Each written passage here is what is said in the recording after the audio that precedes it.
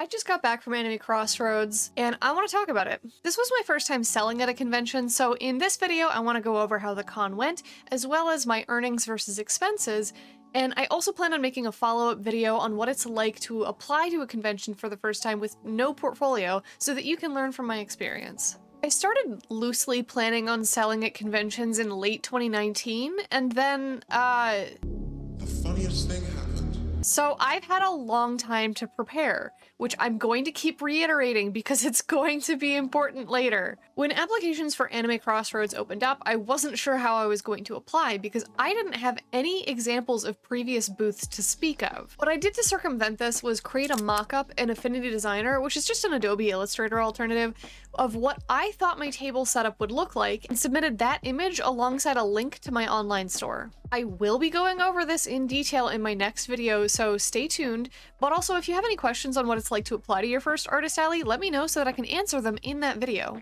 The event center that the con took place in, as well as the attached hotel, was about a 2-hour drive away, and thankfully that drive was pretty smooth.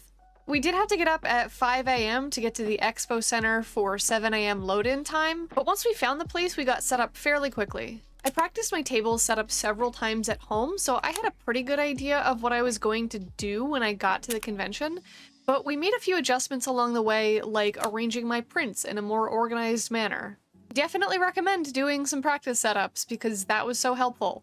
It was so helpful. As for my experience with Anime Crossroads itself, I thoroughly enjoyed my time there, and I would 100% like to return next year if I'm accepted. Though there were some bumps in the road. I'm not sure if I just didn't get added to some email list or something, but I would have loved to receive more communication leading up to the event about things like table placement, if there was a latest acceptable arrival time on Friday since we were driving in, what time the dealer's hall would open for exhibitors on Saturday and Sunday morning, or how long we had for loadout at the end of Sunday. We didn't have any issues with any of those things, but like my anxiety, overthinking, rattled brain really wants to know all of the information before going into a circumstance. As for my table placement, I just had to keep checking on the website to see if they uploaded a map. And they did, but by the time we arrived, there had apparently been enough cancellations and last-minute additions that the map was completely wrong, and the table that I had shared multiple times on social media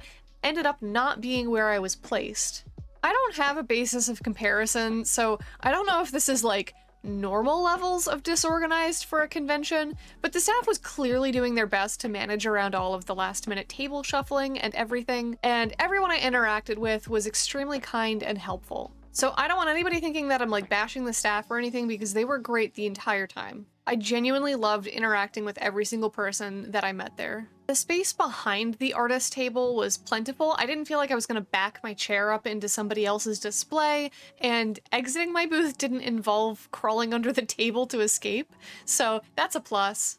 I wasn't sure what to expect in terms of attendance numbers, especially because this is a Midwest convention and they're not big conventions, but turnout seemed pretty great.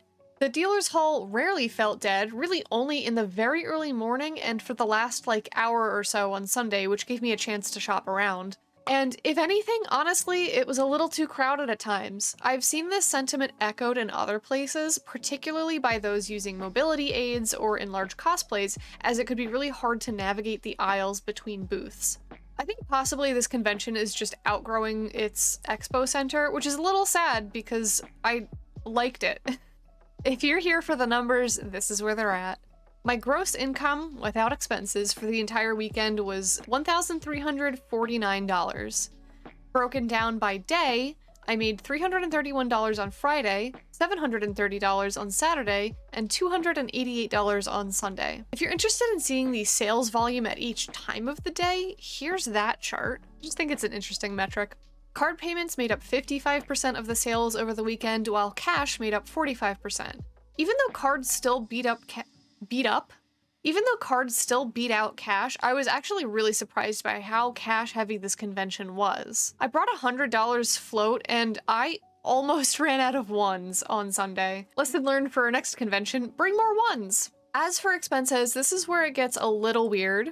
Being my first convention, there were a lot of upfront investment expenses involved in creating my display, such as cube organizers, signage, product display racks, some larger tech purchases like a power bank and portable router, which saved my ass, by the way, since the expo hall was outside of the hotel Wi-Fi range, and other miscellaneous expenses. The total cost for investment expenses was $748? but please keep in mind that A, I had online sales that were helping fund these expenses. B, I purchased these very slowly over the course of 1 or 2 years, because that's how long I've been sitting on this. And C, you do not need all of these, and I am not a good example. Did I go overboard? Absolutely. For your first table, wire cube organizers are about $30 for a full set that will be more than enough to build your entire display. A pack of those plus some tape, maybe binder clips or command hooks or whatever you need to attach your products to the cube organizers, and maybe some clamps to make sure your display doesn't go flying if somebody knocks into it, is all you need to make your first table and start selling things like prints, stickers, or even keychains. So do not use me as a first convention table litmus test. You do not need to compare yourself to my like go hard or go home ass. And like I said, I have been selling my product online for years and years. So A, I had a lot more products than your average first table, and B, I had the income to fund more expensive displays. I'm sorry if it felt like I was hammering that point home. I just really wanted to hammer that point home. This is what chomping at the bars of your enclosure since pre-COVID will do. That preamble aside, convention expenses themselves were $150 for the table, another $35 for a second vendor badge for my table helper, and $407 for 2 nights at a hotel because we didn't want to make a 2-hour drive twice a day, every day, for the entire weekend. So that puts total expenses for the con itself, not my display, at just under $600, putting my profit after expenses at about $700. Well, technically zero given what I spent on the display, but the display will last me many cons to come and will pay off over time. Like I said, it's complicated. I think for A, a first convention, and B, a relatively small Midwest convention, making twice my total expenses back is a pretty good metric. I was about maybe $200 off of making 10 times my table fee, which is the kind of generally accepted metric of a good show. So I think for my first convention, being about $200 off of making 10x the table fee is pretty good. It was a pretty good show. Here are some more fun statistics that I just think are interesting. Stickers made up my most popular category by both items sold and gross sales. I stopped inventorying each individual sticker about halfway through the weekend because it got really annoying to punch it into my Square app.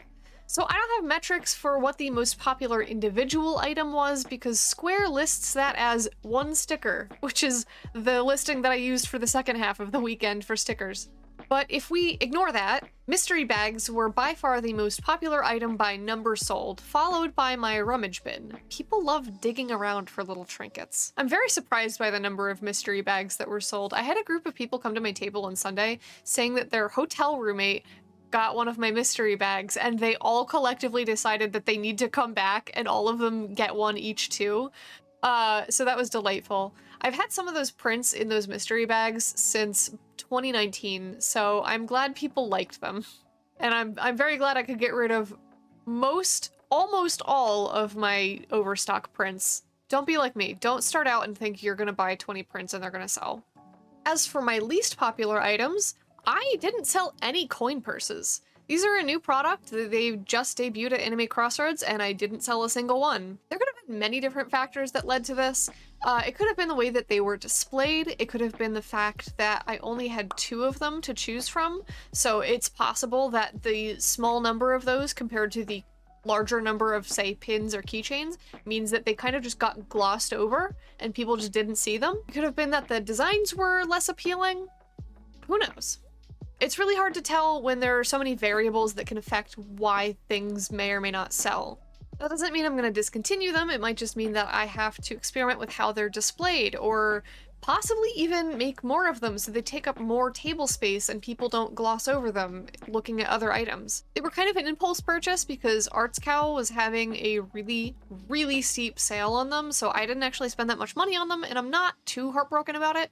They will be on my online store as soon as I get everything that debuted at Anime Crossroads up there, if you want one. The product that I was most surprised by was my large graphic design prints, specifically Acid Rain and Stone Fruit. I sold 3 of each after having only brought 4 to the convention because I truly did not think they would sell at all. Honestly, I haven't sold prints in several years, mostly because they just don't sell well online. And I made more prints for the convention because I didn't think my table had enough stuff on it, and because I had the art laying around anyway. So I genuinely didn't expect to get many print sales at all because it's not what I primarily do. By the end of the weekend, I distributed 88 business cards, which is less than I thought I would distribute. I kept forgetting to give them out when people purchased stuff, so that may have been part of it. And now for some more unhinged statistics. The number of people who came across my table, saw my keychains, and said they would fix Sad Boys was 6, while the number who said they would ruin Sad Boys was 10. Watch out, Sad Boys. You're gonna get worse. The number of people who saw this design and physically could not stop themselves from verbally exclaiming "Flute Gummy" totaled 19. I acquired 2 con trinkets, this tiny pink dino from a Sakura Hatsune Miku cosplayer, and some candy. Times I was mistaken for a minor by a Bob Ross cosplayer, 1. I'm in my 30s. Times I nearly consumed an allergen, 1. And finally, panic attacks, 1. I will not be elaborating. Genuinely, the biggest highlight of my weekend was seeing people's faces light up as they walked past my booth. I loved watching people point out certain designs like "too many thoughts overwrite" or "do not perceive" and exclaim, "That's literally me," or "That's literally you" to their friend who's standing beside them. Everyone I spoke to was surprised that this was my first artist alley given the variety of products that I was selling, and I want to make it clear again that I am definitely an outlier. I've been selling my art online in some form or another since 2018, so almost my entire table is something that I designed for my online store first. If your first booth doesn't look like mine, it's because it probably shouldn't, to be honest, unless you're also moving from selling online to selling in person. Honestly, I'm so glad that this was my first experience with an artist alley, especially given how many artist alley horror stories I've heard online. Everything at Anime Crossroads went as stress-free as I could have possibly hoped, barring my own personal anxiety issues, and the show was both extremely fun and fairly profitable for me. I can't wait to apply again next year, and I really hope I get to do this again.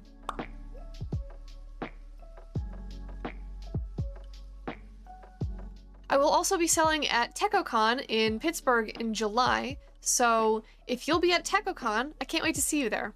Stay tuned for my next video, which will be on how to apply to an artist alley with no portfolio whatsoever. But if you want to keep watching and you're just getting started making products, I have a video on everything you need to know about manufacturing.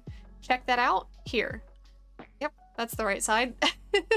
Until next time, stay weird.